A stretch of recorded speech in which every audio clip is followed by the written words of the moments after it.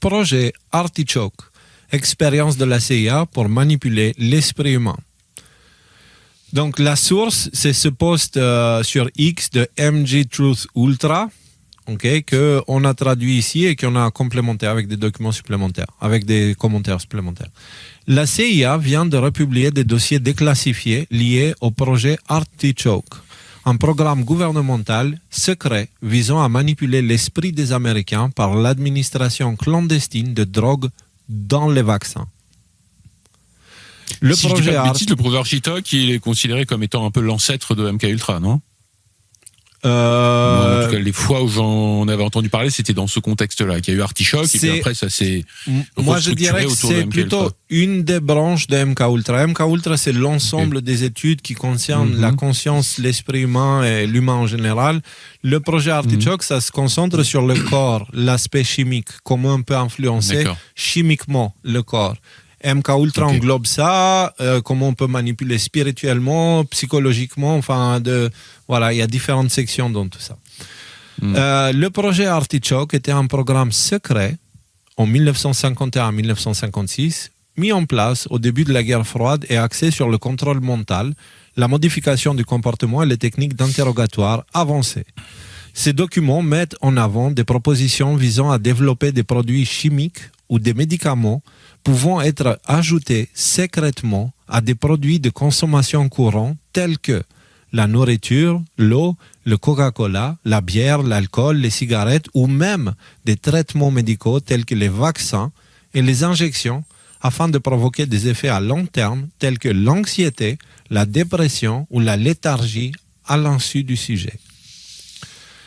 Les chercheurs ont exploré deux grandes catégories de composés à effet prolongé, les effets agitateurs, donc provoquant anxiété, nervosité et tension, et les effets dépressifs, donc provoquant découragement, désespoir, léthargie. Le programme a également examiné l'hypnose, les techniques psychologiques, les gaz aérosols, la privation d'oxygène et d'autres méthodes visant à contraindre les personnes à agir contre leur gré, y compris à commettre des actes criminels, sans qu'elles en aient conscience. C'est important que ce sujet-là sorte parce que si on entre dans le mind control, on va voir que c'est ceux qui tiraient les ficelles d'Epstein, parce que Epstein, c'était pas le chef d'orchestre. Hein. Donc, le chef d'orchestre derrière Epstein, il est aussi derrière ces choses-là parce que, il y a des liens, tout ça. Vous allez voir, on va découvrir tout ça avec le temps. Donc, des essais sur des groupes vulnérables tels que des prisonniers, des soldats et des patients psychiatriques ont été envisagés sans leur consentement. Le projet Artichoke est le prédécesseur direct du programme MKUltra, plus tristement célèbre, qui a débuté en 1953 et a élargi les travaux sur le LSD et des centaines de sous-projets. Donc, mais c'est le prédécesseur, le MKUltra, justement, il a pris ça, et il a pris ça et il a réorganisé ça dans une... Donc ça, c'est devenu une partie, tu vois. Et ça, mine de rien, dans les vaccins, ils te disent qu'ils pouvaient mettre des produits dans les vaccins qui modifient le comportement humain pour le pousser à être plus découragé. En fait, tu peux dire tout simplement plus fatigué, découragé, c'est-à-dire être plus mou. C'est-à-dire ne pas se rebeller et de se soumettre et de commencer à devenir dépendant à des autorités extérieures. Moi, il y a un truc qui me dérange profondément au milieu de tout ça, c'est que ils auraient pu faire des expériences pour essayer de nous rendre plus joyeux, plus serein, plus productif, plus énergisant, tu vois.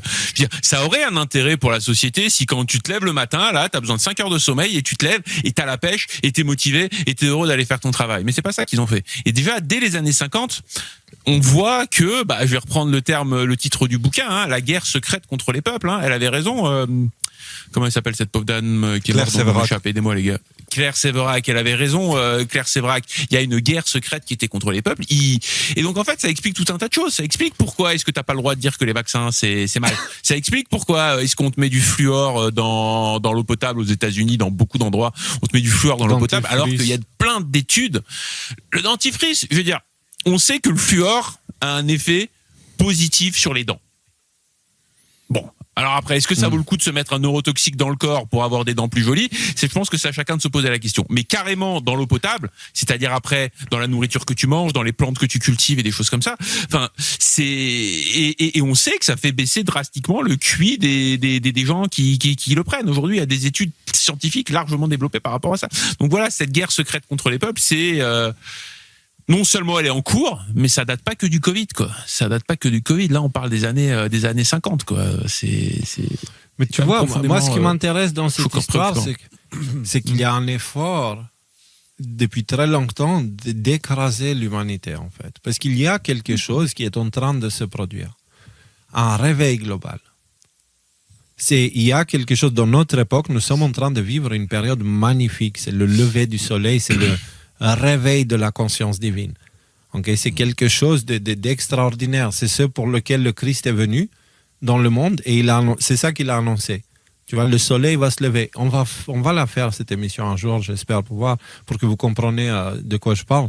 Mais on entre dans une période de grand réveil et c'est comme quand le soleil se lève, on passe pas de nuit à jour tout de suite. Il y a d'abord le ciel qui commence à s'éclaircir, vous voyez.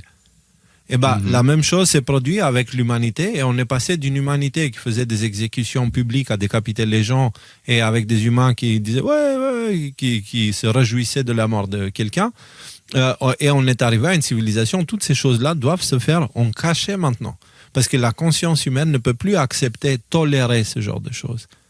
Vous voyez ce que je veux dire? Et donc la conscience humaine, elle est en train d'évoluer, de se réveiller, de prendre conscience et d'être de plus en plus empathique. Et ils aiment pas ça, parce que ça crée un effet d'union où on commence à être interdépendant, tu vois. Et si on est interdépendant, on devient indépendant d'eux. Vous voyez ce que je veux dire?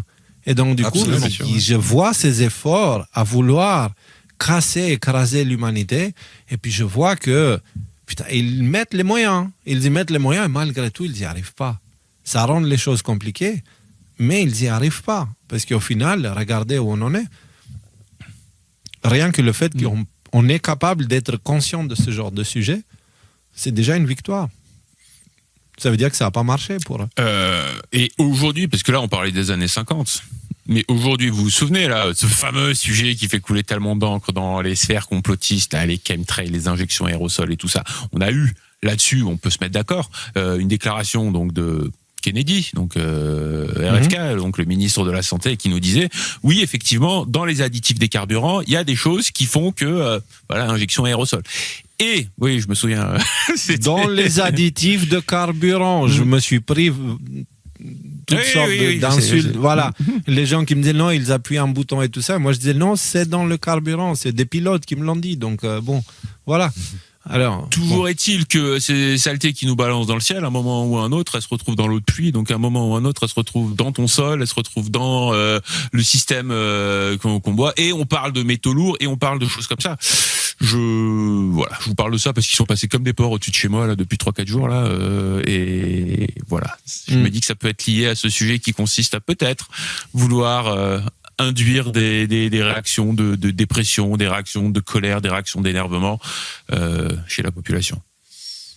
Mais tu sais, l'état naturel de l'humanité, c'est une forme de joie.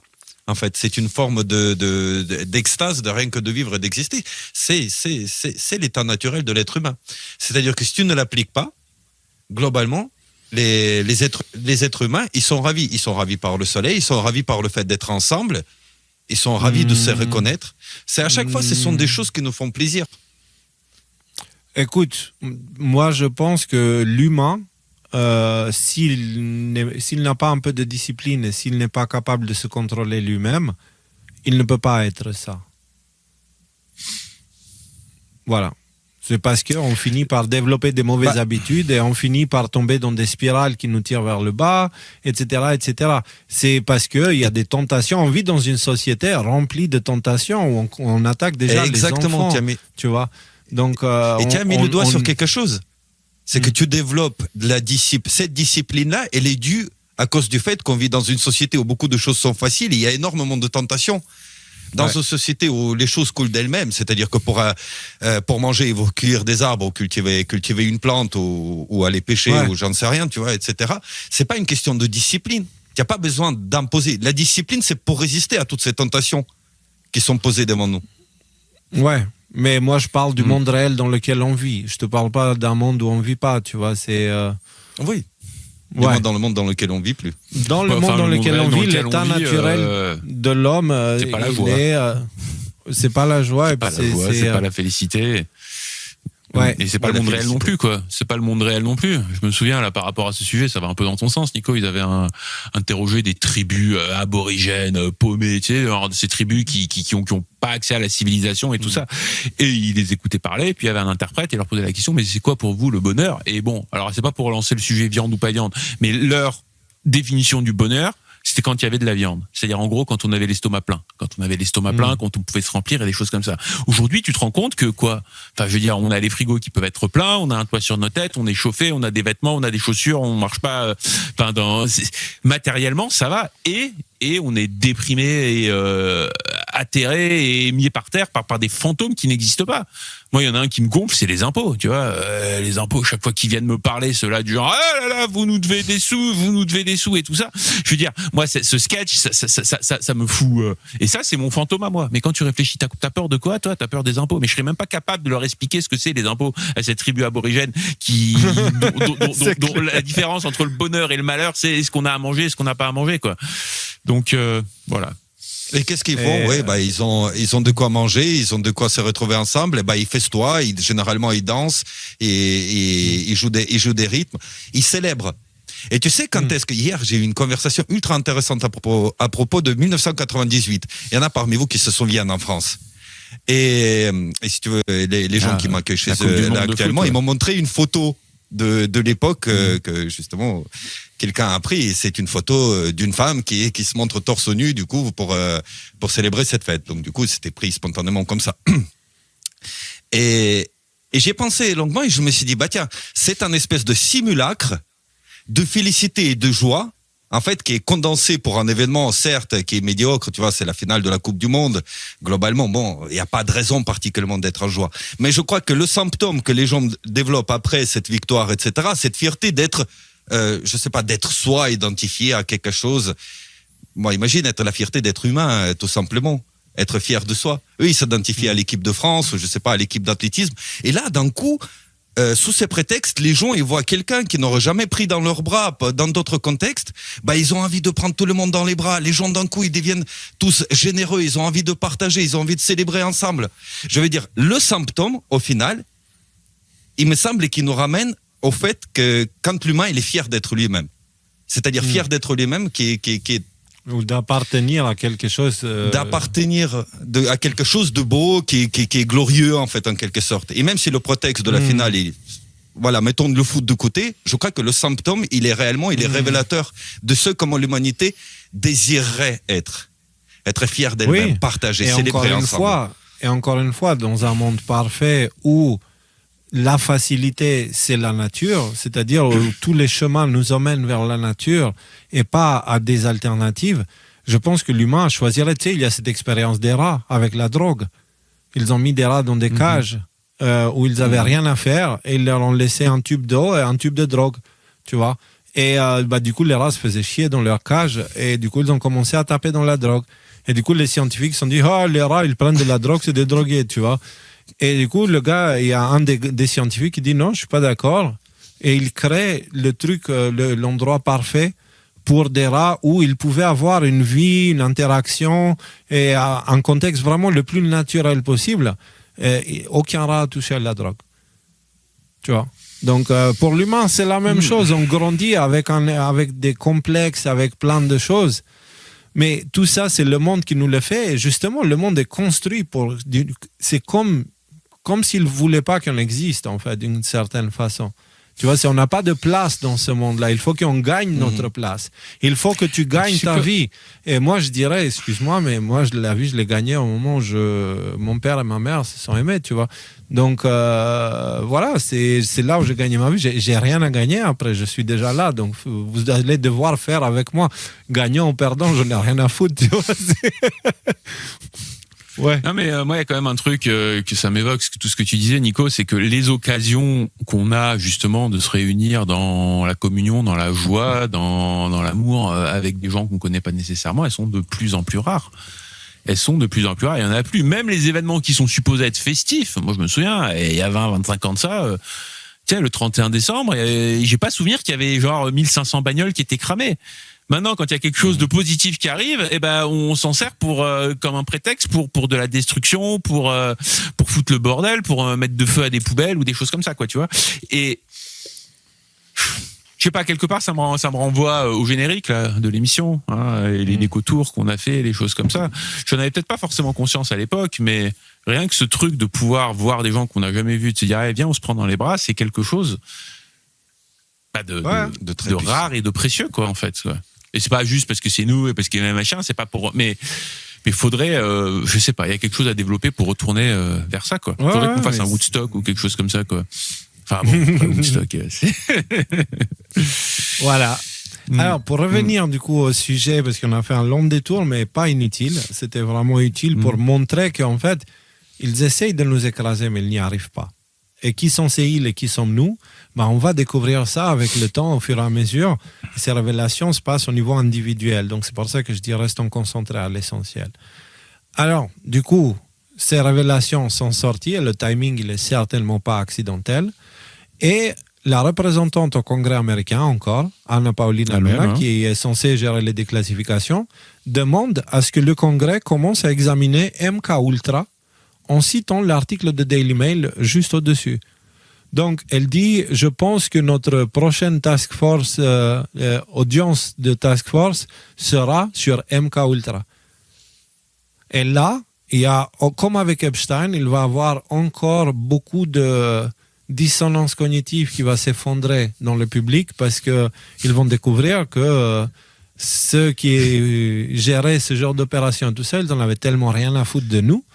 Mais à un tel point, c'est pas, et c'est même pas ça, c'est que genre ils exploraient comment torturer l'humain le plus possible. Voilà, en gros, c'est d'une certaine façon, tu peux voir ça comme ça, comment déshumaniser l'humain le plus vite possible. Voilà. Donc, il y aurait une composante spirituelle qui va bien au-delà de ça dans ce projet-là, que je serais pas surpris, quoi. Tu vois, s'il y aurait des volontés d'interagir, de rendre haute à des entités interdimensionnelles, puisqu'on est dans le sujet et que maintenant c'est bon, c'est sur la table, on a le droit d'en parler sans passer pour des dingues, que je serais pas plus surpris que ça. Mais donc, nous verrons ça. Ah, écoute, si on regarde du point de vue de la Genèse, le but de Iblis ou diable ou Satan, ce serait de comment dire, pas dénigrer l'humain, mais c'est de le dégrader. Voilà, dégrader l'humain. Parce que voilà, par exemple chez les musulmans, il est dit que Dieu il a demandé de s'incliner devant cette création qui était l'homme. Il a demandé aux anges et eux ils ont pas voulu parce qu'il y en a il a dit ouais moi je suis fait de feu, il est fait de boue, pourquoi je vais faire ça, etc. Et après il s'est passé ce qui est passé. Donc moi, ça ne m'étonnerait pas que s'il se révèle que ces entités existent, qu'ils cherchent à nous dégrader, en fait. Dégrader. Juste pour montrer que nous sommes misérables, inférieurs à eux, tout ça. Je pense qu'il y a plein de façons d'arriver dans l'obscurité et il y a beaucoup de pièges qui sont tendus pour les gens, surtout les gens intelligents et qui se posent des questions profondes. Il y a déjà des pièges de narratif qui sont là-dedans et il y en a qui sont même très anciens. On ne va pas entrer dans le détail, mais par exemple, moi, cette histoire de démiurge, que certains gnostiques parlent ou certains fromacs ou certains je ne sais pas quoi, ils te disent en gros que cette création est créée par un dieu médiocre qui s'appelle Démiurge, etc., etc. Et en fait, ça, c'est une approche philosophique luciférienne d'un être humain rebelle qui se croit supérieur à Dieu et du coup qui te dit que, en fait, non, Dieu, c'est un être inférieur, parce que si nous on avait fait la création, on l'aurait fait différemment, tu vois. Et du coup, comme Dieu ne l'a pas fait comme nous, ça veut dire qu'il doit être inférieur, tu vois. Et donc du coup, c'est pour ça qu'il l'a appelé Démiurge, parce que Démiurge en grec, Dimiurgos, j'imagine que c'est la racine du mot, je suis pas certain, mais je pense. Dimiurgos, ça veut dire créateur. Donc en gros, ce qu'il te dit, c'est que le principe créateur a été merdique. Alors que le principe créateur, c'est censé être c'est ce qu'on appelle Dieu, tu vois, l'aspect conscient de Dieu. Donc, Le niveau d'ego qu'il faut pour en arriver à ce genre de choses. Peut-être qu'il y a des... Mais c'est ce qu'ils croient les des Fromac parties et tout ça, en fait. C'est ce qu'ils croient les Fromac et tout ça. C'est ce il y a plein de gens dans les sphères lucifériennes qui croient ça à fond. Et ils ont fait ça, ils sont arrivés à ces conclusions en interprétant les textes anciens, réécrits, retraduits plein de fois, avec le filtre pharisien. Tu vois, le filtre dogmatique, qu'ils avaient détourné les textes, ils avaient ajouté des trucs, etc. Et donc forcément, si l'autre, il te dit, Dieu a créé Éden, et il a mis dedans un serpent et un arbre qu'il ne fallait pas manger, la première question c'est, mais Dieu, pourquoi tu fais ça? Et c'est posé d'une façon où Dieu, il n'est pas cool, parce qu'il ne veut pas qu'il devienne comme lui, tu vois. C'est ce qu'a dit le serpent. Et c'est ce que les gens, du coup, ont fini, ils se disent, ouais, mais non, tu sais, le serpent avait peut-être raison, parce que tu comprends, si tout le monde pense ça, moi, je dois penser autre chose. Bref. Et donc, c'est un monde qui est assez... il y a beaucoup de pièges pour les gens qui cherchent les bonnes réponses, on va dire, les vraies réponses. Alors, du coup, si on est dans le sujet, justement, pour approfondir le sujet, ça va dans ce sens-là, on a fait 2 émissions Y-Files sur MK Ultra, qui est un des aspects, enfin Alice au Pays des Merveilles, qui est un des aspects de MK Ultra, et c'est une opération qui est en train d'avoir lieu en ce moment même. C'est celle qu'on a fait référence au tout début de l'émission. Donc, on est en train d'être déconstruit pour être reconstruit à leur image, et il faut qu'on soit attentif. MK Ultra, c'est ce qui leur a permis de mettre en place tout ce qu'on vit aujourd'hui, en fait. Voilà. C'est pour ça que c'est important. Et si on a un représentant du Congrès qui dit ouais, on devrait écouter des révélations sur ça, ouais, je suis intéressé, je veux bien savoir.